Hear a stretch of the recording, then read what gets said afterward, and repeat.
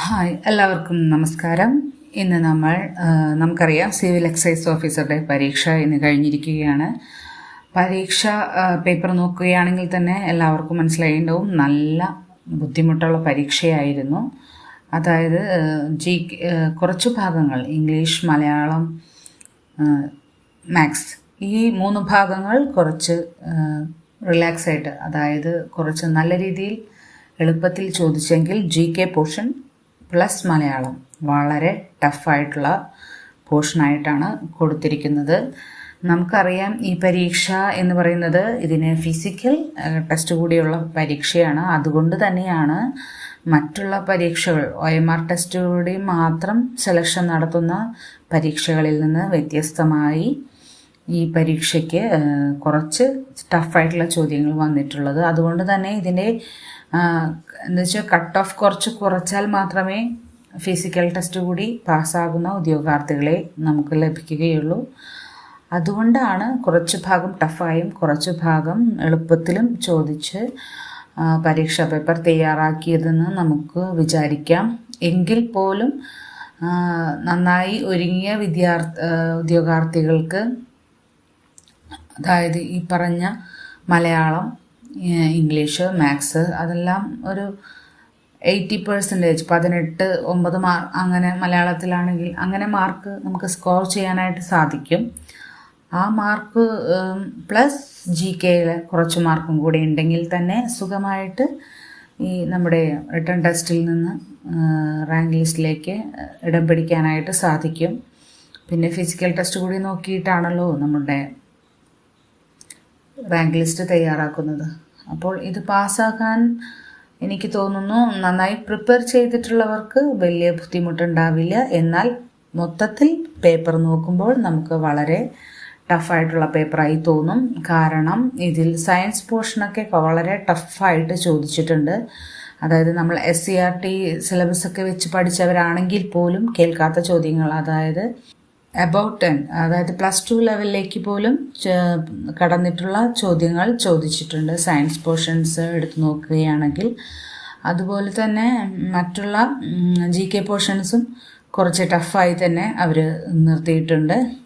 എന്നാൽ ആ സമയത്ത് തന്നെ നമുക്ക് പറയാനായി സാധിക്കും, കറണ്ട് അഫയേഴ്സ് ഇതിൽ സ്പെഷ്യൽ ടോപ്പിക്ക് കുഴപ്പമില്ലാതെ എളുപ്പത്തിൽ ചോദിച്ചിട്ടുണ്ട്. അത് കൃത്യമായിട്ട് പഠിച്ചവർക്ക് സ്പെഷ്യൽ ടോപ്പിക്സിൽ നിന്നുള്ള മാർക്കും സ്കോർ ചെയ്യാനായി സാധിക്കും.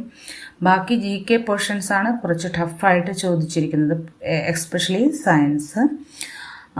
അപ്പോൾ നമുക്ക് എങ്കിൽ പോലും കറണ്ട് അഫയേഴ്സൊക്കെ നോക്കുകയാണെങ്കിൽ നമ്മൾ സ്ഥിരമായിട്ട് ഡെയിലി കറണ്ട് അഫയേഴ്സിലൊക്കെ പറഞ്ഞിട്ടുള്ള ചോദ്യങ്ങളും പ്ലസ് ഞാൻ പറഞ്ഞിട്ട് നോബലിൻ്റെ ചോദ്യം വന്നിട്ടുണ്ട്, ഊർജ്ജതന്ത്ര നോബൽ നമ്മൾ ഇവിടെ ഡിസ്കസ് ചെയ്തിട്ട് കൃത്യമായിട്ട് പറഞ്ഞിട്ടുള്ള ചോദ്യമാണത്.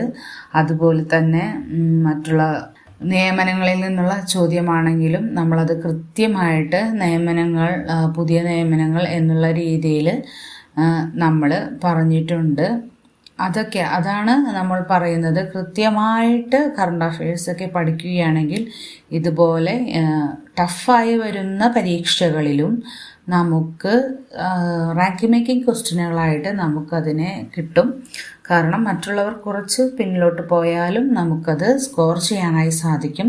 അതായത് ദേശീയ വനിതാ കമ്മീഷൻ്റെ ഇപ്പോഴത്തെ ചെയർപേഴ്സൺ എന്നുള്ള ചോദ്യമൊക്കെ നമ്മൾ നേരിട്ട് നിയമനങ്ങൾ എന്നുള്ള പോർഷൻസിൽ അല്ലെങ്കിൽ ആ വീഡിയോയിൽ നമ്മൾ കൃത്യമായിട്ട് പറഞ്ഞിട്ടുള്ളതാണ്. അതേപോലെ തന്നെ നോബലിൻ്റെയും വീഡിയോ നമ്മൾ പ്രത്യേകം ചെയ്തിട്ടുണ്ടായിരുന്നു. അതെല്ലാം കൃത്യമായിട്ട് നമ്മൾക്ക് എളുപ്പത്തിൽ സ്കോർ ചെയ്യാനായിട്ട്, അത് പഠിച്ചിട്ടുള്ളവർക്ക് കൃത്യമായിട്ട് സ്കോർ ചെയ്യാനായിട്ട് സാധിക്കും.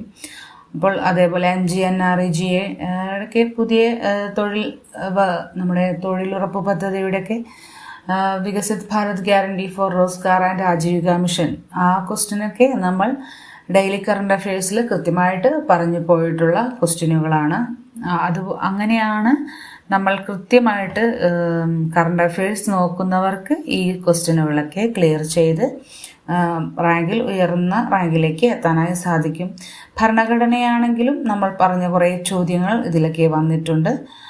അപ്പോൾ കൃത്യമായിട്ട് പഠിക്കുന്നവർക്ക് എന്തായാലും ലിസ്റ്റിൽ കയറി പറ്റാൻ അത്ര ബുദ്ധിമുട്ടുണ്ടാവില്ല. എങ്കിൽ പോലും കുറച്ച് ടഫായ ചോദ്യങ്ങളും അതിൽ ഉൾപ്പെട്ടിട്ടുണ്ട്. അപ്പോൾ അതുകൊണ്ട് തന്നെ ഒരു 50 മാർക്കൊക്കെ കിട്ടിയവർക്കാണെങ്കിലും അതൊരു നല്ല മാർക്കാണ്. ഈ കുറച്ച് ബുദ്ധിമുട്ടായ പരീക്ഷയെ വെച്ച് ഫിസിക്കൽ ടെസ്റ്റും ഉണ്ടാകുന്ന ഇത് വെച്ചിട്ട് എനിക്ക് തോന്നുന്നു 50 മാർക്കുണ്ടെങ്കിലും അതൊരു നല്ല മാർക്കാണ്. അപ്പോൾ ഇനിയുള്ള പരീക്ഷകൾക്കും ഇതുപോലെയൊക്കെ പ്രതീക്ഷിച്ച് കറണ്ട് അഫയേഴ്സ് ആയാലും മറ്റുള്ള ടോപ്പിക്സുകളും കൃത്യമായിട്ട് പഠിക്കാനായിട്ട് ശ്രമിക്കുക. ഉള്ളിൽ നിന്ന് ചോദ്യങ്ങൾ വരുന്നു എന്നുള്ളത് മനസ്സിലാക്കാനായിട്ട് ഈ ക്വസ്റ്റ്യൻ പേപ്പർ സഹായിക്കും.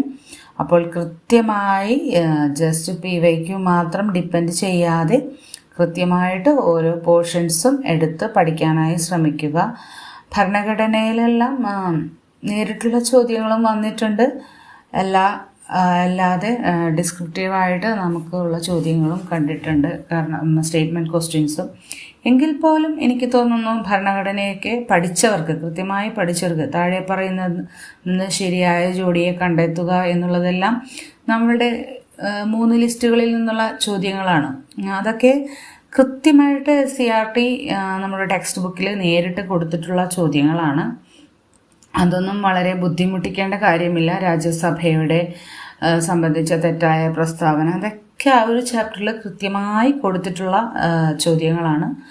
അതുകൊണ്ട് തന്നെ കൃത്യമായിട്ട് പഠിക്കുകയാണെങ്കിൽ നമുക്ക് ഈ പരീക്ഷ എളുപ്പത്തിലല്ല, ക്വസ്റ്റ്യൻ പേപ്പർ ടഫാണെങ്കിൽ പോലും ശരിക്കും പഠിച്ചവർക്ക് ലിസ്റ്റിൽ ഇടം നേടാൻ ബുദ്ധിമുട്ടുണ്ടാകില്ല.